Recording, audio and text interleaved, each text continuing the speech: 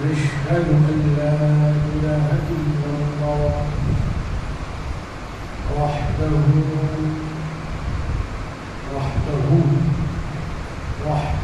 لا شريك له،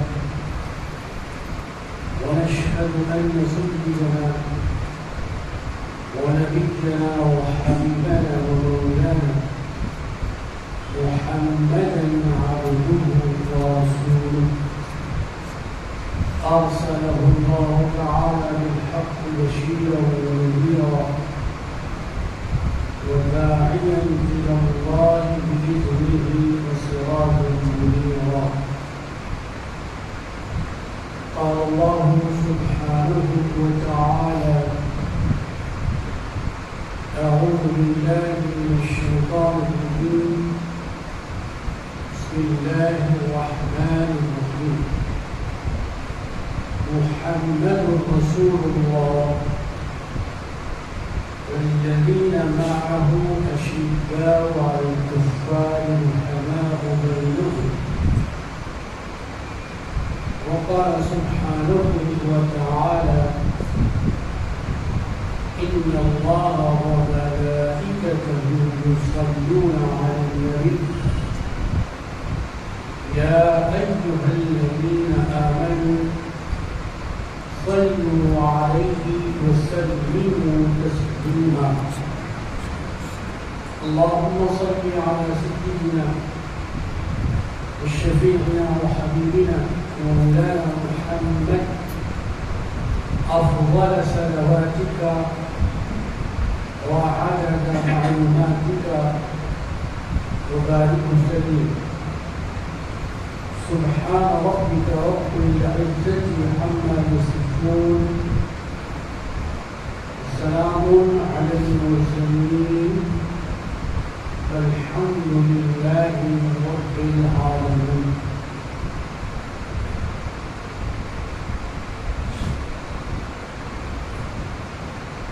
آج اسلامی سال کے پہلے مہینے کی 2 تاریخ دوسرے روز کل یعنی جمعرات سے اسلامی نئے سال کا آغاز ہوا. جو اسلامی اور ہجری سال گزرا ہے وہ 1440 پر 4 ابھی کی اسلامی ہجری سال میں ہم داخل ہو گئے ہیں. وہ 1440 پر 5 1445.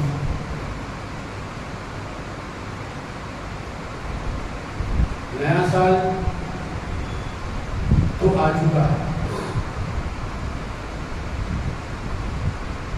اور ہم نئے سال میں داخل ہو چکے ہیں. عام طور پر جب دوسرا نیا سال آتا ہے تو آپس میں ایک دوسرے کو مبارکباد پیش کرتے ہیں، مٹھائیاں پیش کرتے ہیں، خوشی مناتے ہیں، کیک کاٹے جاتے ہیں.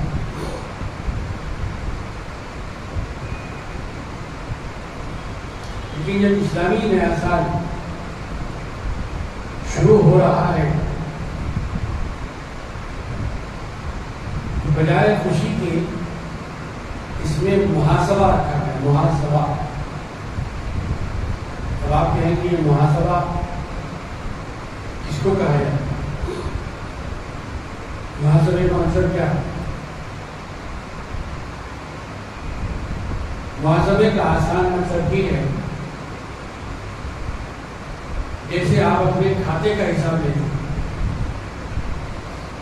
اپنے غلے کا حساب لیتے ہیں، اپنی پاکٹ کا حساب لیتے ہیں، ویسے ہی محاسبے کا مطلب اپنے اعمال کا حساب لیتے ہیں. گزشتہ سال جو گزرا ہے اس میں کتنے کام ایسے تھے جس سے میں نے اللہ کو راضی کیا، جو حسنات میں داخل اور نیکیوں میں شامل ہیں۔ کتنے کام ایسے تھے جو اللہ تعالیٰ کو ناپسند، وہ نیکیوں میں نہیں بلکہ گناہوں میں شامل۔ تو یہ اسلامی ذات اسی لیے ہجرت سے مقرر کیا گیا تاکہ مسلمانوں کو اپنے محاسبے کا موقع ملے۔ جو لوگ جنہوں نے عمل کیا، اپنے مال کو فدا کیا، اپنی جان کو فدا کیا، اپنی اہل و عیال، اپنی بیوی بچوں کو انہوں نے قربان کیا، پھر ان کا محاسبہ کیا تھا، ان کا اپنا زندگی کا حساب کیا تھا، وہ کیسے کیلنڈر پڑھتے تھے اور کیلنڈر کے مطابق اپنے آپ کو بناتے ہیں۔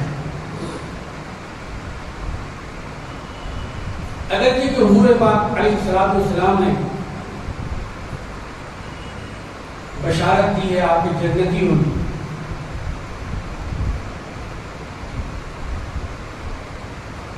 اگرچہ کہ حضور پاک علیہ الصلوۃ والسلام نے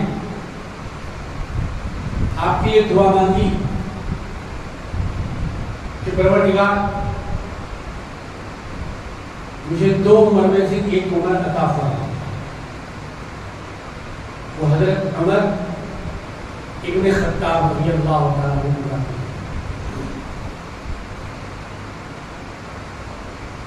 حضور پاک علیہ الصلوۃ والسلام کے بعد جو دوسرے خلیفہ ہوئے اسلام کے،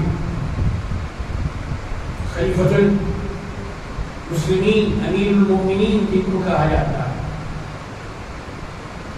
اور جن کی رائے، جن کا خیال، جن کا مشورہ، جن کی بات اتنی بہترین، اتنی سچ اور اتنی کھری ہوتی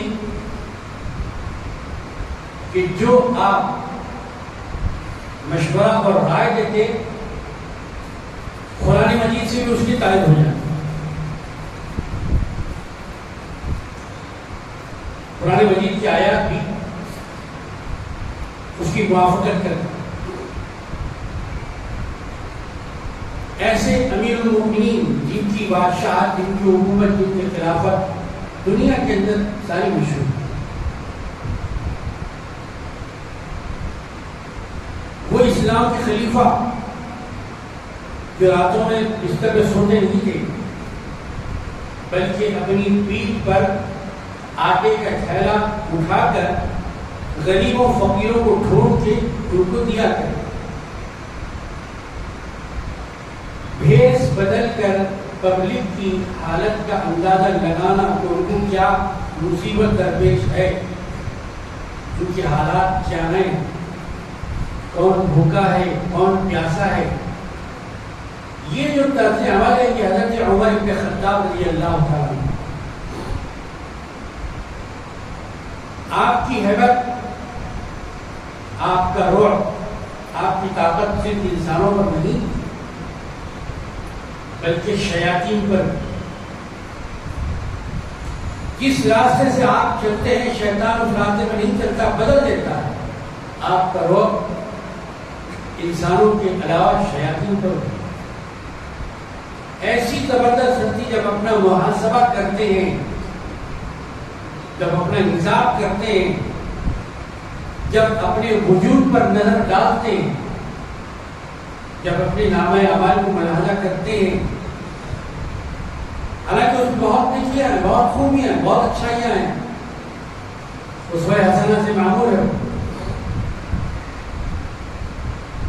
پوچھا گیا رسول اللہ کیا آسمان پر جتنے تارے ہیں کیا اتنی نیکیاں کسی شخص کی ہے آپ کی امت میں؟ حضور پاک نے فرمایا کہ ہاں میری امت میں ایک شخص میں اتنی نیکیاں ہیں جتنے آسمان پر تارے ہیں۔ کیا رسول اللہ کا نام نامی اس میں گرامی؟ کہا عمر ابن خطاب رضی اللہ۔ اتنی نیکیاں، اتنی حسنات اتنی خوبیاں رکھنے والی شخصیت اپنا محاسبہ کر رہے ہیں. اپنا حساب کرتے ہوئے وہ یہ کہتے ہیں کہ کاش عمر پیدا نہ ہوتا تو سوال جواب تو بچ جاتا. پیدا ہوا ہے تو سوال جواب. کاش کہ امام عمر کو پیدا نہ کرتی. اتنے بڑے صحابی، اتنے بڑے متقی، اتنے بڑے خلیفۃ المسلمین، اتنے بڑے رتبے اور اتنے بڑے درجے پر فائز ہو کر اپنے آپ کے متعلق آپ کے یہ خیال، کاش کہ عمر پیدا نہ ہوتا. ہم کو کیا کہنا چاہیے؟ یہ سوچنے والی بات. وہ جن کو سرکار دو عالم صلی اللہ علیہ وسلم کے بعد امت کی خلافت سنبھالنے کے لیے دوسرے درجے پر دوسرے خلیفہ تسلیم کیا گیا، چنا گیا، انتخاب کیا گیا، زبردستی نہیں بلکہ اتفاق کے ساتھ، خلوص کے ساتھ، محبت کے ساتھ، امن کے ساتھ، بھائی چارے کے ساتھ، آپسی مشورے کے ساتھ، جن کو حضور پاک علیہ السلام نے جنتی ہونے کی بشارت کی. حضور پاک علیہ السلام کے ارشاد فرما دینے کے بعد اس میں کوئی شک رہ جاتا ہے. لیکن ایک جنتی انسان اپنا محاسبہ کر رہا ہے کہ کاش میری ماں مجھے پیدا نہ کرتی. اب اس قول کے اندر، اس قول کی روشنی میں ہمیں اپنا جائزہ لینا ہے کہ ہماری صبح سے شام تک کی زندگی کیا ہے. کیا ہم کو جنت کی ضمانت دے دی گئی؟ کیا ہم کو جنتی کہہ دیا گیا؟ کیا ہم اس رتبے پر فائز ہیں؟ کیا ہم کو وہ دور مبارک اور دور مسعود ملا جو ان لوگوں کو ملا؟ یقین ہر سوال کا جواب نہیں ہے. حضور پاک علیہ السلام نے ارشاد مبارک ہے، خیر القرون قرنی، سب سے بہترین زمانہ، سب سے بہترین عہد اور عصر وہ میرا زمانہ ہے. جو حضور پاک علیہ السلام سارے نبیوں میں اعلیٰ، آپ پر جو کتاب آئی وہ سارے کتابوں میں اعلیٰ، آپ پر جو دین آیا وہ سارے دینوں میں اعلیٰ، آپ پر جو کتاب آئی وہ ساری کتابوں میں، آپ سارے نبیوں میں اعلیٰ. تو آپ جس زمانے میں ہے اس زمانے کا مقابلہ ساری دنیا میں نہیں ہے. بہترین زمانہ. یہ کسی عالم کا، کسی فلسفی کا قول نہیں، کسی لیڈر کا بیان نہیں ہے. آج آیا اور کل تبدیل ہو جائے. نہیں صاحب میں نے ایسا نہیں کہا تھا، میری بات کو توڑ موڑ کے پیش کر دیا کہ حضور پاک علیہ السلام کا فرمان خیر القرون قرنی، سب سے بہترین زمانہ. اور اس کے اندر جن کو اللہ تعالیٰ نے دین کا ذوق دیا، جو مطالعہ کرتے ہیں، جو راتی دعا کرتے ہیں ربی زدنی علما، پروردگار عالم میرے علم کو اضافہ کرو. ہماری دعا ہوتی ہے ہمارے مال کو اضافہ کرو، اور مومنین متقین کی دعا ہوتی ہے اللہ میرے علم میں اضافہ. دولت کی اضافے کی دعا نہیں سکھائی کہ مانگ لے کیا، لیکن وہ قرآن شریف کے اندر جو دعا ہے، جو قرآنی دعا ہے وہ یہ ہے کہ اللہ سے اگر مانگنا ہے تو علم میں اضافے کی دعا مانگو. یہ دعا کا پہلا جز، پہلا حصہ ہے. اس کا دوسرا جز بھی ہے. دوسرا چیز یہ ہے کہ پاک پروردگار جب آپ میرے علم میں اضافہ فرمائے تو اتنا ہی اضافہ میرے اس علم کے سمجھنے کے لیے عطا فرمائے. یعنی صرف علم کافی نہیں ہے بلکہ اس کے ساتھ سمجھنے کے لیے عقل بھی کافی ہے. تببر بھی ضروری نہیں ہے، اس کے اندر تدبر بھی ہو، اس کے اندر تفکر بھی ہو کہ کون سی بات کس موقع پر کہنی چاہیے، کون سی بات حلال ہے، کون سی بات حرام ہے، کون سی بات جائز ہے، کون سی بات ناجائز ہے. تو جب ان علم والوں نے گہرائی سے زیادہ لیا تو ان کو اسی حدیث شریف کے اندر اور بات نظر آئی. خیر القرون قرنی، جو کرنی کا لفظ ہے ذرا اس کے حروف میں آپ توجہ فرمائیں. فرماتے ہیں کہ حضور پاک علیہ السلام نے یہ فرما کر گویا خلافت کی ترتیب کا بھی اشارہ دے دیا. وہ جو خلافت اسلامی سیدنا ابو بکر صدیق رضی اللہ تعالیٰ عنہ کا صدیق کا آخری حرف کیا ہے؟ خاف ہے. اور ترنی کا پہلا حرف خاف. اس کا مطلب کیا ہوا کہ سیدنا ابو بکر صدیق رضی اللہ تعالیٰ عنہ پہلے خلیفہ ہوں. سیدنا عمر رضی اللہ تعالیٰ عنہ، عمر کا آخری حرف کیا ہے؟ رے. خرنی کا دوسرا حرف کیا ہے؟ رے. مطلب کیا ہوا کہ دوسرے خلیفہ عمر ابن خطاب ہوں. ترنی کا تیسرا حرف نون ہے. اس کا مطلب کیا ہوا؟ سیدنا عثمان رضی اللہ تعالیٰ خلیفہ ہوں گے. عثمان کا آخری حرف نون ہے. خرنی کا آخری حرف یا ہے. اس کا مطلب یہ ہوا کہ سیدنا علی رضی اللہ تعالیٰ چوتھے خلیفہ ہوں. کہ کرنی کا لفظ خلافت کی ترتیب کو بتا رہا ہے. اب اس کے بعد جب پیغمبر نے فیصلہ کر دیا تو اب یہ موضوع گفتگو کے لیے نہیں ہونا چاہیے. سرکار دو عالم صلی اللہ علیہ وسلم نے خود خلافت کی ترتیب بتاتی ہے کہ پہلے کاف ہے، اس کے بعد رے ہے، اس کے بعد نون ہے، اس کے بعد یہ ہے.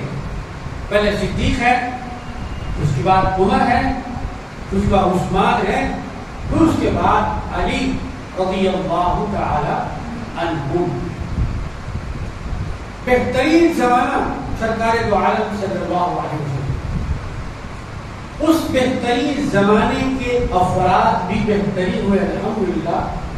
انہی بہترین افراد کے اندر ہے سیدنا عمر ابن خطاب رضی اللہ تعالی، جنہوں نے اسلام کے نظام کو چلانے کے لیے لوگوں کو ایک فکر دینے کے لیے آپ نے بہت ساری ایجادات فرمائی. یہ جو تقلید ہوتی ہے، ایجاد ہوتی ہے، یہ عقائد میں قابل قبول نہیں ہے، مسائل میں قابل قبول ہے. عقائد کے اندر تقلید نہیں ہوگی. عقائد کا تعلق ایمان سے ہے. مسائل میں تفریق ہو سکتی ہے، مسائل میں اختلاف ہو سکتا ہے.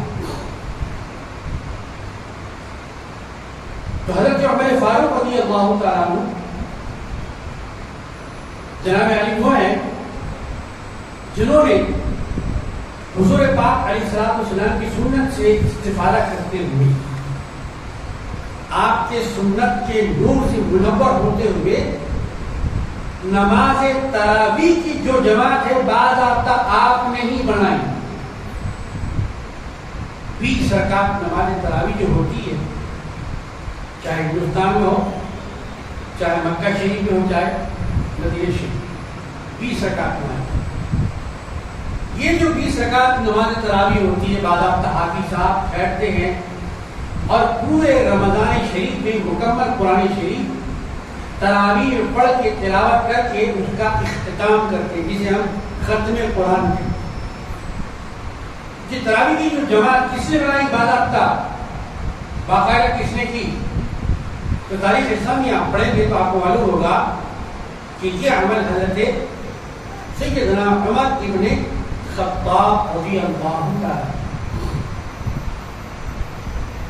جب اس عمل کو باضابطہ باقاعدہ رولز اور ریگولیشن کے ساتھ سیدنا علی بن ابی طالب رضی اللہ تعالی عنہ نے دیکھا، ملاحظہ ہوا.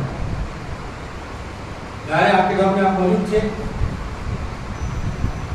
تو آپ نے اس عمل پر جو تراویح کی باضابطہ جماعت آپ نے قائم فرمائی، اس پر اپنا اظہار خیال کیا. کہ واقعی اچھا عمل ہے، لائق تقلید ہے یا لائق تقلید نہیں ہے.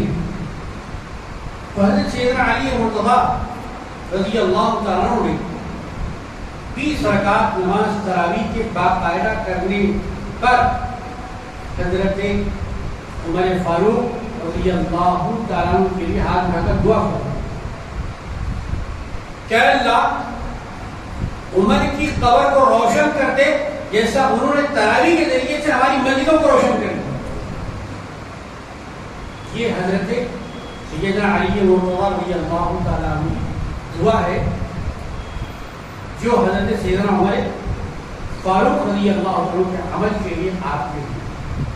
اس کا مطلب کیا ہوا کہ سیدنا عمر بن خطاب رضی اللہ عنہ سیدنا علی مرتضیٰ رضی اللہ تعالیٰ عنہ کے درمیان کیسے معاملات تھے، ان دونوں میں آپس کے تعلقات کیسے تھے، ان دونوں کا معاملہ، ان دونوں کا رشتہ کیسا تھا، اس بات پر ہم کو روشنی دی. اور پھر جب ہجرت کا معاملہ آیا، اسلامی ہجری کیلنڈر کا معاملہ آیا، تو حضرت سیدنا عمر فاروق رضی اللہ تعالیٰ کے عہد میں، آپ کے خلافت میں، آپ کے دور میں سیدنا علی مرتضیٰ رضی اللہ عنہ نے مشورہ دیا کہ کیوں نہ ہجرت کے عمل سے، ہجرت کے رات سے، ہجرت کے دن سے ہمارا اپنا اسلامی کیلنڈر شروع کیا جائے. میرے خیال میں یہی مناسب معلوم ہوتا ہے. حضرت عمر فاروق رضی اللہ عنہ نے خلیفہ ہوتے ہوئے، گدی پر بیٹھتے ہوئے آپ نے سیدنا علی مرتضیٰ رضی اللہ عنہ کا یہ مشورہ قبول کیا، کہا کہ آپ کا مشورہ بالکل صحیح ہے، چنانچہ اسی تاریخ سے ہم اپنی تاریخ کو شروع کریں.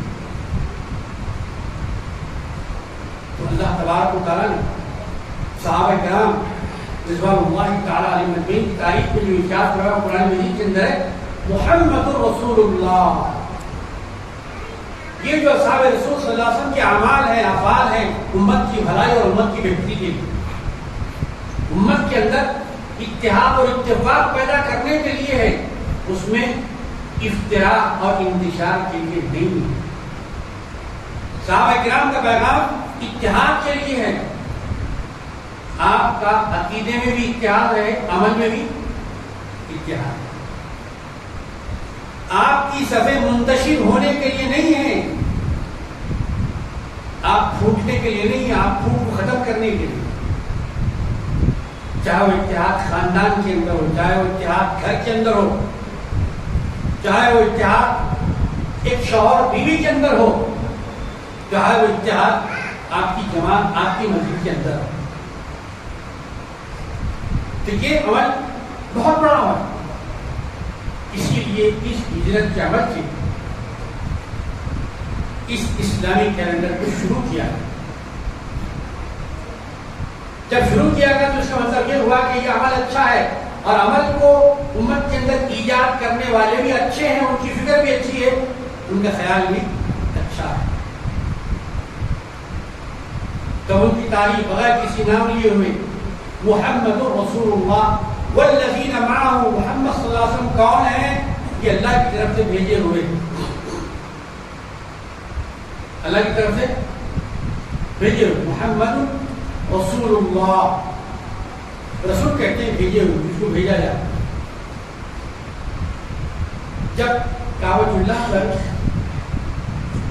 غلط نیت کے ساتھ یمن کے ایک بادشاہ آ رہا جس کا نام تاریخ میں آبرہا بتایا. کیسے آ رہا تھا؟ کہ ہاتھیوں کی فوج ہے، بہت بڑی فوج لے کر آ رہا. وہ فوج لے کر آ رہا تھا، اللہ نے بھی ادھر سے اپنی ایک فوج میں.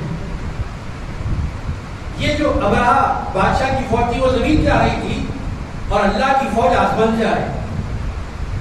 وَأَرْسَلَ عَلَيْهِمْ طَيْرًا أَبَابِيلَ أَرْسَلَ يُرْسِلُ إِرْسَالًا. جی رسول میں آپ کو بتانا چاہتا ہوں، ارسلہ کا جو بھیج ہے لفظ ہے وہ بھیجنے کی معنی. تو محمد رسول اللہ، محمد صلی اللہ علیہ وسلم اللہ کے رسول ہیں. اب ان کی صحبت میں بیٹھنے والے، ان کے اطراف بیٹھنے والے،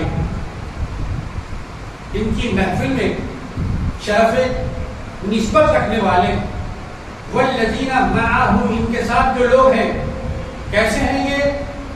اشداء علی الکفار، یہ ان لوگوں کے لیے جو دین کے خلاف ہیں، نرم نہیں ہیں، لیکن جب آپس کا معاملہ ہوتا ہے تو یہ نرم ہو جاتا ہے۔ تو وہ لوگ جن کو اللہ نے قرآن کا علم دیا، جن کا قرآن سے رشتہ ہے، جو قرآن پڑھتے رہتے ہیں، پڑھاتے رہتے ہیں، سمجھاتے رہتے ہیں، کھول کھول کر جو بیان کرتے ہیں، اسی کھول کھول کر بیان کرنے کہتے ہیں تفسیر۔ فسر یفسر تفسیر کے معنی کھولنا، دروازہ کھولنے کو تفسیر نہیں کہتے، اس کو تو آپ کہتے ہیں اللہم افتح لی ابواب رحمتک، افتتاح کہتے ہیں، افتتاح۔ فتح نصر من اللہ وفتح قریب۔ تو حضور پاک علیہ السلام کے ساتھ جو معاہو سے مراد یہ کہا جاتا ہے کہ حضور سے مراد حضرت سیدنا ابو بکر صدیق رضی اللہ عنہ کی ذات میں آپ کے ساتھ جڑے، کیونکہ آپ سفر میں بھی ساتھ، حضر میں بھی ساتھ، جی آبادی میں بھی ساتھ، اور جب ہجرت کی بات آئی تو غار میں بھی سرکار کے ساتھ کون تھے؟ حضرت ابو بکر صدیق رضی اللہ عنہ۔ والذین معہ اشداء علی الکفار، جو آپ کے ساتھ ہیں تو آپ کے ساتھ کون ہو؟ مفسرین کرام فرماتے ہیں تو وہ سے مراد حضرت سیدنا ابو بکر صدیق رضی اللہ عنہ کی ذات کی۔ اشداء علی الکفار سے مراد کون ہیں؟ اشداء علی الکفار کی مراد حضرت سیدنا عمر بن خطاب رضی اللہ عنہ۔ پھر اس کے بعد آگے جو اللہ تبارک و تعالیٰ کا ارشاد ہے، محمد رسول اللہ والذین معہ اشداء علی الکفار رحماء بینہم، رحماء بینہم آپس میں نرم ہے، ایک دوسرے کے تعلق سے یہ نرم گوشہ رکھتے ہیں۔ نرم گوشہ تھا جبھی تو سیدنا علی مرتضی نے سیدنا عمر رضی اللہ عنہ کی دعا فرمائے، اگر نرم گوشہ نہ ہوتا تو آپ دعا بھی نہ فرماتے۔ ایسے ہی حضرت سیدنا عمر رضی اللہ عنہ سیدنا علی مرتضی رضی اللہ عنہ کے متعلق نرم گوشہ رکھتے، مطلب آپ کے متعلق اچھا خیال رکھتے، آپ کی نسبت کوئی ایسی بات نہیں کہتے تھے جو آپ کے شان شان ہو۔ چنانچہ ایک مرتبہ بحثیت خلیفۃ المسلمین سیدنا عمر بن خطاب رضی اللہ عنہ نے ایک فیصلہ فرمایا، اور وہ بات ہوتے ہوتے سیدنا علی مرتضی رضی اللہ عنہ کے پاس پہنچی۔ آپ نے فرمایا کہ بھائی اس میں تو ایسا فیصلہ ہونا چاہیے تھا، یہ مناسب ہوتا، ایسا فیصلہ ہوتا تو بہتر ہوتا۔ کہ کسی نے یہ بات جا کر حضرت عمر رضی اللہ عنہ تک پہنچا دی، جبکہ آپ خلیفہ ہیں، آپ کا حکم چلتا ہے، آرڈر آپ کا نکلتا ہے، گدی پر آپ بیٹھے ہوئے، منصب پر آپ متمکن ہیں۔ جب آپ کے پاس سیدنا علی مرتضی رضی اللہ عنہ کا یہ قول، یہ بات، یہ خیال پہنچا تو آپ نے اس پر غور فرمایا کہ یہ بات کس بنیاد پر کی جائے؟ کیا مجھے اپنے کہے ہوئے فیصلے پر نظر ثانی کرنا پڑے گا، تبدیل کرنا پڑے گا، چینج کرنا پڑے گا؟ اب خلیفہ ہو کر کیا اپنی کہیں بات واپس لے سکتا ہے کسی دوسرے کا فیصلہ، کسی دوسرے کی بات، کسی دوسرے کا کلام قابل قبول ہو سکتا ہے؟ اس فرق کو سمجھنا ہے، اور وہ فرق سیدنا عمر فاروق رضی اللہ عنہ سمجھا ہے کہ آپس میں صحابہ کرام کے معاملات کیسے تھے، ایک دوسرے کے متعلق وہ کیسی سوچ رکھتے تھے اور ان کی کیسی فکر تھی۔ جب حضرت عمر فاروق رضی اللہ تعالیٰ نے غور کیا، فکر کیا، وچار کیا، تو آپ کو سیدنا علی مرتضی رضی اللہ تعالیٰ عنہ کا قول زیادہ مناسب اور زیادہ صحیح معلوم ہوا. تو کیا کیا آپ نے؟ اپنے پہلے فیصلے، پہلے قول کو آپ نے واپس لیا اور یہ فرمایا کہ اگر علی میرا ہاتھ نہ پکڑتے تو میں تباہ ہو گیا ہوں. لولا علی لہلک عمر کی الفاظ احادیث کی کتابوں میں آئے. لولا علی، اگر علی نہ ہوتے، مطلب علی اگر مجھے اپنے بہترین ارادے اور اپنی بہترین خیال سے، مشورے سے مجھے آگاہ نہ فرماتے تو پھر میرے لیے یہ ایک مسئلہ بن گیا ہوگا. اگر سیدنا عمر فاروق رضی اللہ عنہ نعوذ باللہ من ذلک، صدبار نعوذ باللہ، سیدنا علی مرتضیٰ رضی اللہ عنہ کے متعلق کچھ الگ خیال رکھتے، کچھ الگ نظر سے دیکھتے، کچھ الگ نظریہ ہوتا تو آپ کی زبان کے الفاظ نہیں نکلتے، بلکہ آپ نے سیدنا علی مرتضیٰ رضی اللہ تعالیٰ کا وہ فیصلہ قبول کر لیا کہ مجھے علی کا فیصلہ قابل قبول ہے. مطلب کیا ہوا اس کا؟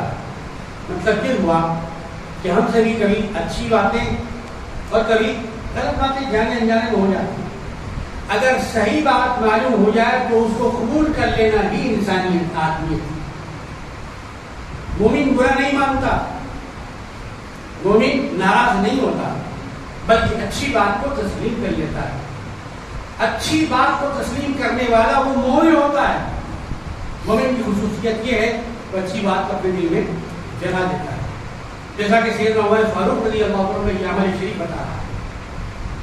پھر آپ اور ایک موقع پر سیدنا عمر فاروق رضی اللہ تعالیٰ نے اپنی کسی محبت اور وارفتگی کا اظہار کیا.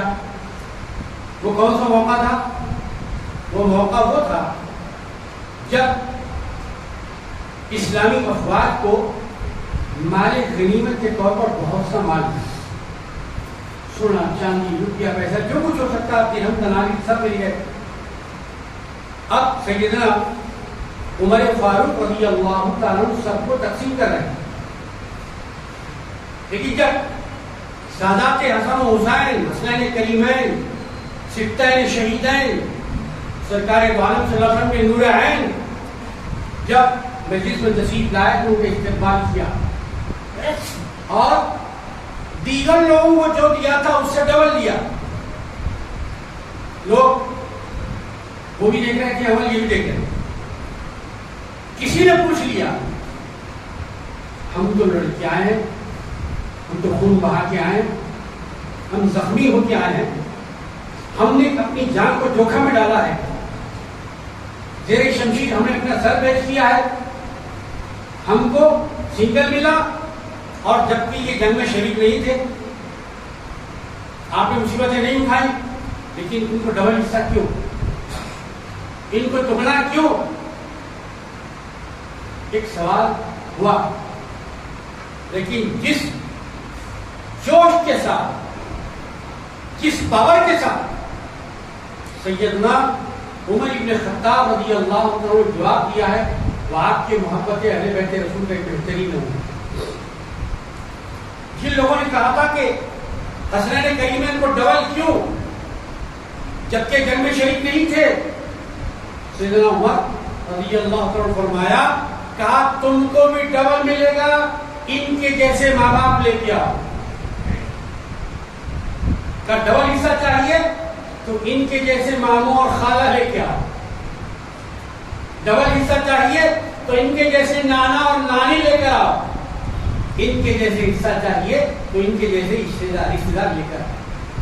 اگر تم ان کے جیسے رشتے دار، ماں باپ، نانا نانی لے کے آؤ گے تو پھر ڈبل حصہ تمہارا حق ہوگا. لیکن کیا وہ سوال کرنے والے ڈبل رشتے لا سکے؟ نہیں لا سکے. تو حضرت عمر فاروق رضی اللہ عنہ اپنے عمل سے ثابت کر دیا کہ ہمارا تعلق اہل بیت کے ساتھ کتنا اونچا ہے. ہم کیسی فکر تطہیر رکھتے ہیں اہل تطہیر کے ساتھ. اہل بیت پاک ہے تو پاک اہل بیت کے ساتھ فکر بھی پاک ہونی چاہیے. یہ محرم الحرام کی پہلی تاریخ کو زخمی تو آپ پہلے ہوئے لیکن شہادت سیدنا عمر فاروق رضی اللہ تعالیٰ عنہ ہوئی یکم محرم الحرام. اسی نسبت سے ہم اسلامی نئے سال میں اسلام کے شہید محراب کی زینت حضرت سیدنا عمر بن خطاب رضی اللہ عنہ کو یاد کریں. گویا ہم اہل بیت کی محبت کا چراغ اصحاب رسول صلی اللہ علیہ وسلم کی محبت سے جلاتے ہیں، روشن کرتے ہیں، آغاز کرتے ہیں. عزیزان محترم، یہ محرم کی پہلی تاریخ ہے جس میں سیدنا عمر بن خطاب رضی اللہ عنہ شامل. محرم کی 10 تاریخ جس کو اہل بیت اطہار رضوان اللہ تعالیٰ عنہ کی تاریخ ہے. آپ کو بتانے کی ضرورت نہیں کہ اہل بیت کون ہیں. پروردگار عالم سے اللہ نے ارشاد فرمایا. کیا فرمایا پروردگار نے؟ حضرت ابراہیم علیہ السلام اور آپ کے صحابہ حضرت اسماعیل علیہ السلام. کیا فرمایا آپ سے؟ یہ جو میرا گھر ہے بیت اللہ ہے جو مکہ شریف کے اندر ہے، اس کو صاف کریں، اس کو پاک کریں. کیوں صاف اور پاک کریں؟ میرے بندے یہاں پر نماز پڑھنے کے لیے آئے، طواف کرنے کے لیے آئیں گے، رکوع کرنے کے لیے آئیں گے، دعا کرنے کے لیے آئیں گے. ٹھیک. تو جب اللہ تعالیٰ نے اپنے گھر کی بات آئی تو پاک کرنے کا حکم دیا کس کو؟ حضرت ابراہیم علیہ السلام کو. لیکن جب سرکار تو عالم صلی اللہ علیہ وسلم کے گھرانے کی بات آئی، قابل فکر یہ بات ہے کہ اللہ نے یہ معاملہ کسی انسان، کسی خاندان کے ہاتھ میں نہیں دیا، بلکہ یہ فرمایا کہ نبی کے خاندان کو میں خود پاک کروں. یہ قرآن مجید کے اندر ہے. انما یرید اللہ لیذهب عنکم رجس اہل البیت ویطہرکم تطہیرا. کہ لوگوں، تم کو دنیا کی کوئی ہستی پاک نہیں کر سکتی، تم کو تو میں پاک کروں گا. تو اہل بیت وہ ہے کہ ان کو پاک اس لیے کہا جاتا ہے اللہ تبارک و تعالیٰ نے ان کو پاک اور طاہر بنایا. یہ اللہ تبارک و تعالیٰ کا عمل پاک ہی ان کا مقام، ان کا درجہ، ان کا رتبہ اور ان کا مرتبہ بتا رہا ہے. اب اس کے بعد کسی کے پاس ایسی زبان ہوگی، جیسی زبان قرآن کی ہے، کسی کے پاس اتنے پاک الفاظ ہوں گے جیسے پاک الفاظ قرآن مجید کے ہیں؟ یقیناً نہیں ہوگی. پھر صاحب قرآن حبیب رحمان حضرت سیدنا محمد مصطفیٰ صلی اللہ علیہ وسلم ارشاد فرمایا پروردگار یہ میرے اہل بیت، ان سے میں محبت کرتا ہوں، پروردگار آپ بھی محبت فرمائیں. اور نہ صرف ان سے محبت فرمائیے بلکہ ان اہل بیت سے جو محبت کرتے ہیں ان سے بھی محبت کریں. جو اہل بیت کی محبت یہ سرکار دو عالم صلی اللہ علیہ وسلم کی خوشنودی کا ذریعہ ہے. سرکار دو عالم صلی اللہ علیہ وسلم کی خوشنودی کا ذریعہ وہ اللہ تبارک و تعالیٰ کی خوشنودی کا ذریعہ ہے. اب یہاں مزید کچھ کہنے کی ضرورت نہیں. ہم ایسی ہستیوں کو کیا تعریف کر سکتے ہیں، ہماری کیا مجال ہے کہ ہر جمعہ جن کا نام ہم خطبے میں وضو کے ساتھ غسل کے ساتھ سنتے کہ نہیں سنتے؟ اہل بیت کا نام، سیدنا علی کا نام سنتے ہیں کہ نہیں سنتے؟ بی فاطمہ کا نام سنتے کہ نہیں سنتے؟ امام حسن کا نام، امام حسین کا نام، رضوان اللہ تعالیٰ عنہ، جن کی عظمتیں ہر جمعہ منبر پر خطیب بیان کر رہا ہو، ان کی عظمتیں ہم کیا بیان کرتے؟ ہم بیان تو نہیں کرتے، اس بات کو ہم نقل کرتے ہیں. یہ تو ہوا جمعے کا معاملہ، ہفتے میں ایک دن کا معاملہ. اہل بیت کو ہم دن میں روزانہ 5 مرتبہ یاد کرتے ہیں. فجر کی نماز بھی تحیات کے بعد کیا پڑھتے ہیں؟ درود موسیٰ، درود نوح، درود داؤد، درود یونس. کون سا درود پڑھتے ہوئے؟ درود ابراہیم. تو کیا پڑھتے ہیں؟ درود کے اللہم صلی علی محمد وعلی آل محمد. تو صبح سے لے کر شام تک مسجد میں نماز میں کہتے ہیں اے اللہ تیرے حبیب کے آل پر درود و سلام. یہاں زبان سے یہ کہہ رہے ہیں اور باہر جا کے اہل بیت کے خلاف زبان استعمال کریں. کیا ایسا آدمی مسلمان ہو سکتا ہے؟ آپ بہتر اندازہ لگا سکتے. اللہ کے سامنے تو کھڑے ہو کر یہ کہا اے اللہ رحمت نازل فرما تیرے نبی پر, تیرے نبی کی آل پر. جا کے مسجد کے باہر غلط تقریر کر رہا ہے, غلط بیان کر رہا ہے. اب یہ مسجد کا بیان صحیح ہے, درود کا بیان صحیح ہے یا باہر کا بیان صحیح؟ آپ اس کے اندر فرق کرنا. تو یہ روزانہ ہم اہل بیت یاد کرتے ہیں. محرم الحرام آتا ہے چونکہ اسی مہینے کے اندر اہل بیت کی شہادت ہوئی, اس لیے زیادہ ہم کو یاد. ورنہ اہل بیت تو کسی دن بھی ہم سے بھولے نہیں جاتے, نہ صبح میں بھولے جاتے ہیں, نہ خالی بھولے جاتے ہیں, نہ عبادت میں بھولے جاتے ہیں. جب اہل بیت کا ذکر عبادت میں شامل ہے تو غیر عبادت جو وقت نہیں اس میں ان کا جلسہ کرنا حرام کیسے ہو؟ عبادت کے اندر ان کے اوپر درود بھیجا جا رہا ہے, ان کا ذکر کیا جا رہا ہے. جب یہ جائز ہے تو وہ ناجائز کیسے ہو سکتا ہے؟ اللہ تبارک و تعالی ہم کو اہل بیت کی صحیح محبت عطا فرما, ان کے پہچان کے صحیح شعور کے ساتھ ہم کو زندگی گزارنے کی توفیق عطا. اسی نماز عشاء اللہ تبارک و تعالی ہم کو اہل بیت کی محبت میں زندہ رکھنے کا. وآخر دعوانا الحمد للہ رب العالمین.